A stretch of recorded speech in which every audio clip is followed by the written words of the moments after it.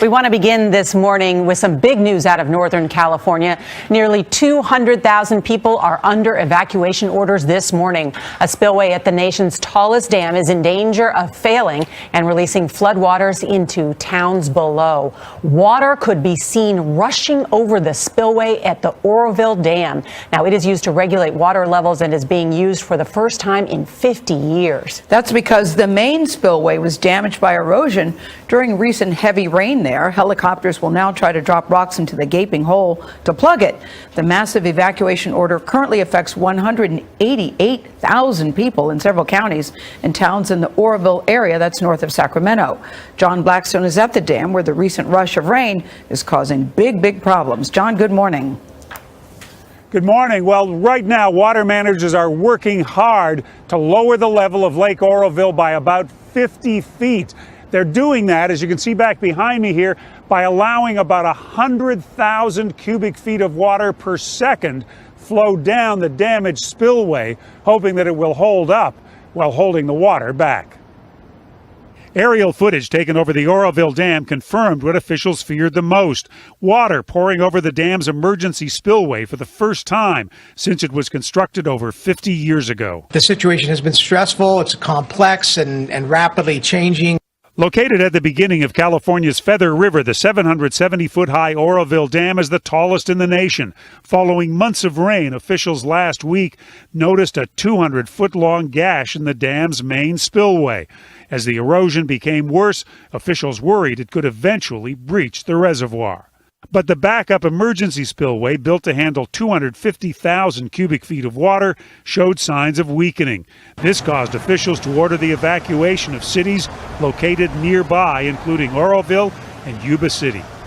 There's a boat in the back if need be, so let's just hope it doesn't get to that. But I have somewhere to go close by if I need to. By Sunday evening, the water had stopped pouring over the emergency spillway, but hundreds of vehicles clogged area roads on their way out. I just got a text message and an alert just saying get out as fast as you can, and there's fire trucks that are going up and down our street saying evacuate. It was like a ghost town. It's like walking out into a movie and everybody's gone. The crisis should come with little surprise to California officials. In 2005, environmental groups filed a motion to urge officials to reinforce the spillway, warning it could cause severe damage to downstream environments. How long until you'll be able to say all is clear, all is safe? That's a good question. I can't really answer that question until we get in there and get muddy. For every 100,000 cubic feet of water being let out of Lake Oroville, another 40,000 cubic feet is actually flowing into the lake again. Luckily, some dry weather is on the way for the next few days, giving water managers some precious time to get the lake level down before more wet weather arrives and starts to fill it up again. A powerful winter storm is taking aim at the Northeast this morning. Blizzard conditions and more than a foot of snow are expected in parts of New England. The severe weather's making roads treacherous. People are being told not to drive. Some places could see up to 2 feet of snow. This is the second major storm in less than a week to hit the region. Don Dahler's in Portland, Maine, where snow's already been piling up. Don, good morning. It really has. Good morning. This huge pile shows you just how much snow has been coming down, and the worst is yet to come. The winds have been so high, it's a bit of a Sisyphean effort on the part of snowplow operators. As soon as they get the streets clear, the winds blow it all back on again. For them, for the tow truck operators, and for first responders, it's going to be a long day. A major nor'easter slammed into northern New York and New England on Sunday, just days after another storm blasted towns and cities across the Northeast. Wind gusts of more than 50 miles per hour and as much as 2 feet of snow have been forecast throughout the region. Blizzard-like conditions and slick roads caused several accidents and drivers to slide off the highway. A woman was rescued from a frozen pond in New Jersey after her car jumped the curb and crashed through the ice. Don McEwen jumped in to save her. In Portland, Maine, firefighters spent hours clearing away an oil tanker truck that jackknifed on the interstate. Highway workers have been working overtime to keep on top of the fast-moving storm. Massachusetts Governor Charlie Baker urged drivers to take caution. Don't crowd the plows. Allow the personnel and the equipment to keep on doing the work they're doing to keep the roads clear. Outside Boston, a 60-year-old man was killed as a plow was backing up in a hospital parking lot. At a Massachusetts airport, emergency responders rushed to help 5 people on board a private plane that skidded off the runway. No one was injured. The hazardous conditions canceled hundreds of flights into and out of several major Northeast airports. In fact, all flights in and out of Portland's Jetport have been canceled since last night. They won't resume again until 8 p.m. Eastern tonight, because that's when the bulk of this storm is expected to move off the coast. It's grazing time in Mongolia, but the animals, weak and weary from one of the harshest winters in decades, seem reluctant to move. Temperatures below minus 40 degrees Celsius and heavy snowfall have left many herders and their animals in distress. The snow below has become hard. There's grass underneath, but the animals have to dig a lot to reach it. Their hooves have peeled off, and many of them can't walk. Hunger gets the animals moving and pawing the snow for bits of dry grass, slim pickings for the effort involved. Weaker animals are fed in their pens, but reserves are running low, and it's barely halfway through winter. This is what Mongolians call Zud, a state of emergency when dry summers are followed by extreme winters, often leading to mass animal deaths in spring. Many herders are still recovering from last year's Zud that killed over 1 million animals, straining the country already in the midst of a mining-led economic crisis. Mongolia's livestock population surpassed 60 million last year, but far from being a bumper season for herders, the country's economic recession meant less demand and lower prices for their products, and this, coupled with climatic and environmental factors, has left many herders with the odds stacked against them. For herders who have lost it all, the outskirts of Ulaanbaatar is often the last resort in the quest for a new life. But with mounting issues of poverty, overcrowding and pollution, the solution may lie back home. Education and skills training opportunities for the rural young people are very important and something that's required to help them understand the importance of sustainable herding. Pictures are the only signs of the herding life this young family left behind. The father now works at a factory labeling bottles, and their kids do well at school, but they say bittersweet memories of life on the steppe are hard to erase. Honestly, city life is not something to be desired when you have enough animals to continue herding. For people with animals, life is back home in the countryside. For those still hanging on to the ancient herding lifestyle, it's hope for a mild spring that keeps them going for now. South Africa's Agriculture Minister is assessing the damage of a potentially devastating pest. The fall armyworm comes from Central and Southern America and has a voracious appetite. There have been previous infestations across the African continent, but the latest outbreak in southern Africa started last year in Zambia. 2 weeks ago, scientists confirmed it's reached South Africa. The worms feed on a wide range of crops, including all the staples, such as maize and this farmer's sorghum. I think it's about a third of the country's sorghum has been planted in the Springbok Flats. So 12,000 hectares plus has been planted here, so I think it's a very big impact on the sorghum industry. There can be as many as 1,000 of them per square metre. They eat leaves and the plant's reproductive organs. They live for up to 40 days and are very good flyers as adult moths. Quick reactions are essential to containing the pests.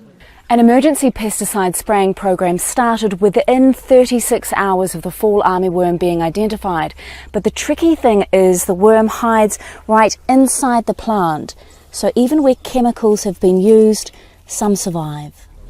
The fall armyworm is particularly unwelcome in a region already struggling to cope with a drought. Already it is in 4 provinces, and at the rate it is spreading, it worries us.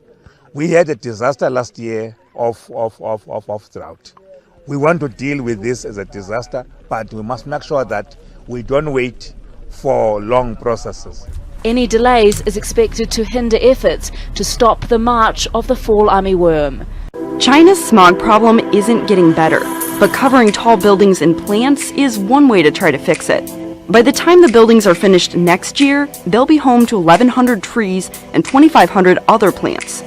The company behind the project estimates all those plants will soak in 25 tons of carbon dioxide a year and release 60 kilograms of oxygen daily.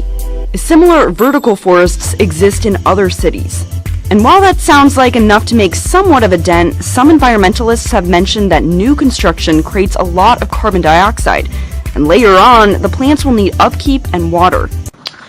Could your Big Mac kill you? According to a new study published in the Journal of Environmental Science and Technology, the answer is yes, but not for the reason you might think. The report found Americans may be exposed to dangerous chemicals when eating fast food, wrapped in paper treated with perfluorinated chemicals, or PFCs, which have been linked to cancer and other illnesses. PFCs are also widely used in stain-resistant products, fire-retardant materials, and nonstick cookware. To discuss these health risks, we're now joined by one of the authors of the study, Graham Peaslee. He's a professor of nuclear medicine at the University of Notre Dame. Professor Peaslee, the Centers for Disease Control and Prevention have found PFCs in the blood of virtually all Americans. As these PFCs are linked to cancer, thyroid, kidney problems, hypertension, why are PFCs so widely used in consumer products? Well, these chemicals are very valuable in the sense that they do a function that no other chemical does. They're a surfactant that allows water and oil to be resisted. So if you want oil resistance or water resistance, these are the best chemicals for it. They're all man-made, and they're artificially created to be the best resistance that we have. Why they need to be on our fast food wrappers, that's another story. Well, there are PFC-free food wrappers readily available, so why aren't they being used instead? Well, it's one of those things that we're not sure why they're in the papers, other than that somebody thought it was a good idea that you shouldn't be able to get grease on your pants while you eat fast food. And we kind of understand that. The alternative is to wash your pants, but we tend to believe that this class of chemical is very persistent. It's going to last forever. Not only may it get into the food that you're eating, and you may eat some of these chemicals, which are known to be toxic in several cases, but what happens to the wrapper when you throw it away? It gets into the landfill, and these chemicals will degrade and go right through the landfill treatment system and end up in our drinking water or in our biosolids that are put on the food. So if you aren't going to eat the wrapper, your grandchildren will, or the chemicals on it, because these chemicals do not biodegrade. And that's what our real concern was with this paper. We didn't try to point out one chain versus another. All the chains are using them, and there are alternatives that are non-fluorinated, which we think should be used.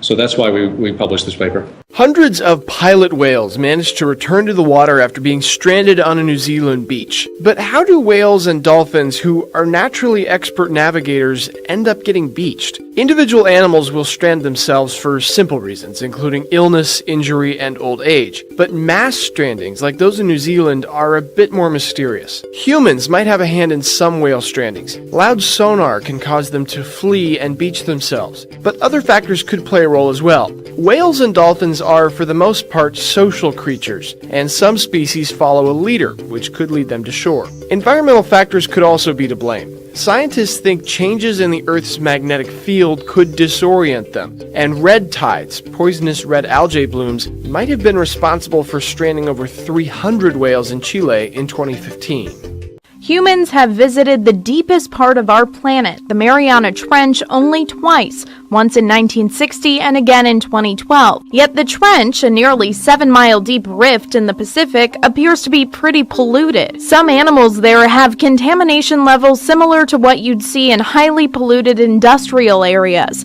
They also contain toxins banned in the 1970s. The pollutants seem to concentrate thanks to gravity and the food chain. As animals who were contaminated near the surface die and sink to the bottom, the toxins build up in the ecosystem. The toxins are called persistent organic pollutants. They can cause birth defects and developmental problems in both animals and people. The most infamous example of this type of toxin is probably the pesticide DDT. The same kind of pollutants can be found on land too. A 2016 study found that polar bears, already at risk because of melting Arctic ice, were consuming the toxins through their mother's milk. Now it's beginning to look like many remote ecosystems are becoming a sink for pollutants. Over time, these toxins seem to be concentrating in more remote areas of the globe.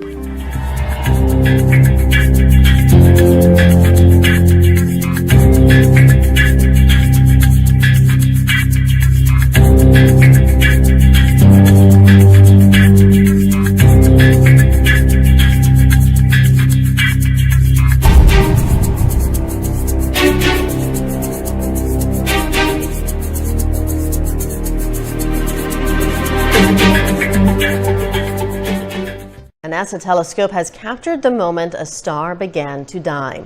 The image shows the transformation of a red giant star into a giant cloud of gas. During this process, the outer layers of the star are blown out into its surroundings. The ejected layers can reach speeds of up to 1 million kilometers per hour. Well, this blink of an eye moment shows just the beginning of a process known as a supernova that can last almost 1,000 years.